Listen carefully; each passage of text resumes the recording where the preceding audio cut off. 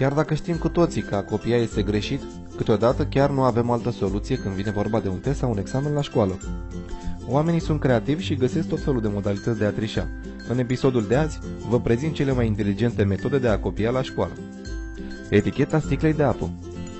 La unele examene, în special la cele care durează mai mult, elevilor le este permis să aibă o sticlă cu apă pe bancă. Este ușor să profiți de acest lucru dacă ai experiență în a lucra în Photoshop. O sticlă de apă sau suc este cea mai potrivită pentru asta, deoarece eticheta conține multe informații. Eticheta poate fi scanată, iar textul original poate fi înlocuit cu formule sau informații. Doar asigurați-vă că nu vă vede profesorul că vă holbați prea mult la sticlă. Copiuța în tricou.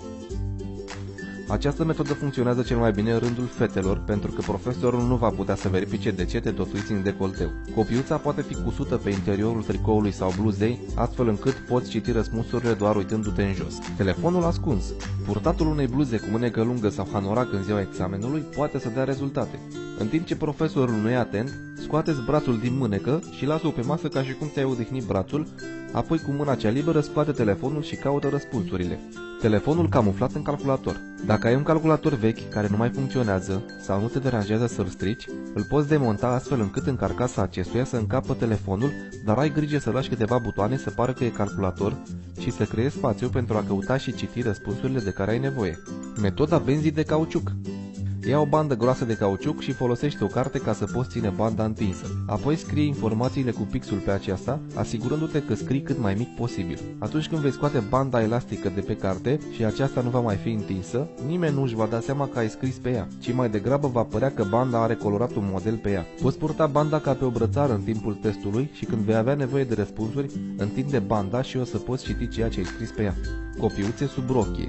Această metodă ingenioasă de copiat este de asemenea valabilă pentru fete. În ziua marelui examen poartă o fustă și dres pe sub aceasta. Bagă-ți copiuțele pe sub dres, în partea de sus a piciorului. Stând pe scaun în timpul examenului, trebuie doar să ridici puțin fusta ca să poți citi răspunsurile, iar când profesorul se plimbă printre bănci, trage fusta ușor peste picioare. Căști ascunse.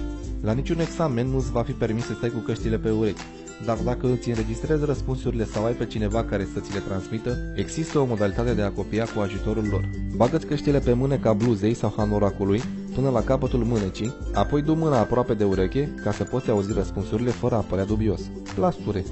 Poți face o copiuță dintr-un plasture mare, scriind informații pe dosul acestuia. Această metodă este mai sensibilă din cauza că trebuie să dezlipești plasturile ca să vezi ce ai scris, iar asta poate fi puțin dureros. În cele din urmă, acesta nu se va mai lipi așa de tare și va fi ușor de dezlipit.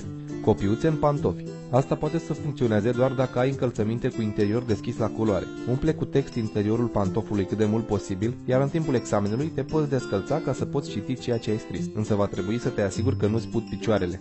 Copiuțe în pix. Pe o foaie subțire de hârtie, scrie informațiile de care ai nevoie, apoi introdu foaia într-un pix transparent în așa fel încât să poți citi ceea ce ai scris sau să poți scoate copiuța din el. Cam acestea au fost. Scrie în secțiunea comentarii ce părere ai despre aceste metode și care ți-au plăcut cel mai mult. Și nu uita să te abonezi și să dai like și share videoclipului.